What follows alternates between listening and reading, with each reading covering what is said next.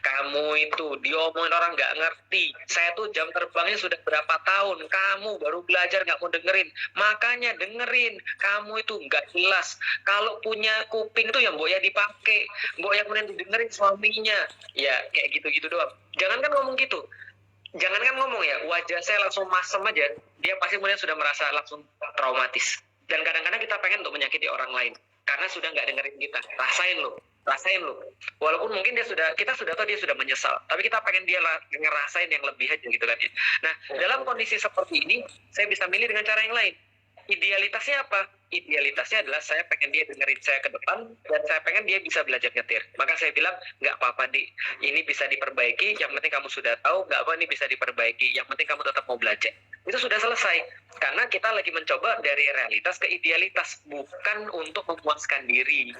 Gitu loh, paham ya? Nah, jadi kasusnya suami istri gitu. Ingat loh, antum itu ketika sudah jadi suami istri, ketika kita saling marahan, kalau kita ngalah, itu bukan berarti kita kalah. Loh kenapa bukan berarti kita kalah? Karena nggak ada kalah dan nggak ada menang, karena sudah jadi satu. Suami istri kan satu. Masa antum mau menyakiti bagian daripada diri antum sendiri, atau mau merasa menang pada bagian diri antum sendiri? Enggak. Tapi kadang-kadang ini yang paling susah. Kalau sudah ribut dalam rumah tangga, dalil hilang. Yang ada tinggal perasaan. Dan kita merasa kalau contoh istri kita sudah berbuat salah nih, lalu tiba-tiba dia minta maaf, kita maafin. Kita dalam hati kita ada yang teriak gini, semudah itu kamu maafin dia. Jangan sekarang, nanti aja, biarin dia merasakan lebih terpukul, biar nanti dia kapok. Enggak gitu ceritanya. Karena ya kadang-kadang setan itu ya berusaha untuk lebih menjauhkan kita supaya kita nggak berpikir secara normal. Dan itu terjadi pada kasusnya Aisyah dan segala macam itu tadi. Artinya lagu Aisyah tadi kalau saya pikir ya udahlah, kita hargai aja. Itu bagian daripada ya ada orang memanfaatkan tren. Ada orang menjadikan itu sebagai cara untuk cari viewers. Ada orang untuk memanfaatkan untuk cari uang, untuk komersil dan segala macamnya. Nah, dan itu bukan urusan kita. Urusan kita adalah bagaimana caranya agar tren ini untuk memperkenalkan Aisyah.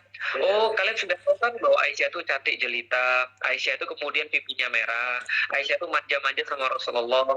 Kalau misalnya sama Rasulullah sangat romantis sekali. Kamu mau tahu nggak bahwa dia orang yang jenius? Kamu mau tahu nggak bahwa dia pernah berdebat dengan para sahabat yang laki-laki dan dia menang dalam debatnya? Kamu mau tahu nggak kalau dia punya pendapat fikih yang berlainan dengan orang-orang yang lain karena dia punya dalil-dalil tertentu?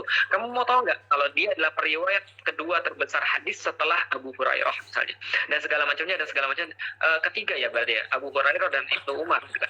Dan nanti dikoreksi aja kalau salah. Tapi yang jelas Aisyah ini punya satu posisi yang sangat penting sekali. Jadi selain kemudian dia sangat pintar, dia sangat cantik dan segala macamnya, tapi ada kemudian hal-hal yang lain yang bisa kita ambil di situ. Apa? Inilah kemudian cara Allah untuk menunjukkan kepada orang-orang yang beriman tentang ummahatul mukminin, tentang ibu-ibu mereka. Ibu mereka yang sangat keren, ibu mereka yang sangat jago dan seterusnya.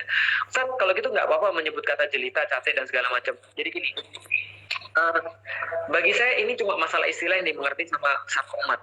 Karena umat itu akan mengerti istilah yang dipakai di zamannya. Coba cari tentang 30 tahun yang lalu atau 50 tahun yang lalu. Mungkin istilah-istilah yang dipakai berbeda dengan istilah yang dipakai sekarang. Contoh misalnya, zaman dulu itu yang yang ada di berita namanya pelacur. Zaman sekarang ada nggak kata-kata pelacur di berita? PSK. Apa yang ada di TV sekarang? Kalau saya menyebut pelacur, PSK. Enggak juga. Kalau PSK seks komersial, PSK nggak dipakai, boleh. Harus dihaluskan lagi zaman sekarang apa? Tuna rumah. Tuna susila. Wanita tuna susila, gitu kan ya. Tuna susila atau tuna itu nggak punya. Susila itu ya kesopanan. Berarti wanita tidak punya kesopanan, gitu kan ya. Nah itu diperhalus. Kata-kata tuh berubah istilah itu. Kalau zaman dulu mungkin kita katakan kupu-kupu malam. Zaman sekarang orang mungkin nggak ngerti seperti apa kupu-kupu malam. Karena ada istilah-istilah yang berbeda-beda. Zaman sekarang orang kalau mau lihat ada orang yang keren, ada orang yang zaman dulu dikatakan misalnya contoh ya cantik jelita, sekarang misalnya contoh ya apalah misalnya bahasa anak zaman sekarang. Jadi cantik jelita itu adalah bahasa yang mereka pahami, bahasa yang mereka tahu, keren, gaul, nge-hype gitu kan ya, lalu pro, legend dan segala itu untuk menggambarkan wah dakwah dia pro banget, orang zaman dulu ketika kita ngomongin pro itu apa? Pro itu perasaan pro itu apa gitu kan ya, profesional atau pro ke orang, tapi dakwah pro itu apa? Dakwanya dia legend banget. Legend tuh apa? Dia tuh happening banget. Terus happening gitu kan ya. Nah, ini perlu kita lihat bahwa kita tuh berada dalam dalam terminologi bahasa namanya pergeseran makna, atau ada satu makna baru, atau ada bahasa baru yang bergeser dari yang sebelumnya. Maka kalau misalnya kita ngomong dengan sesuatu yang taruhlah misalnya kita mau mengatakan Bunda Aisyah dengan sesuatu yang baik, maka ya kita bisa tambahkan dengan beberapa kata. Tapi sekali lagi bagi saya tidak perlu untuk sampai jadi polemik sehingga akhirnya membuat orang ilfil.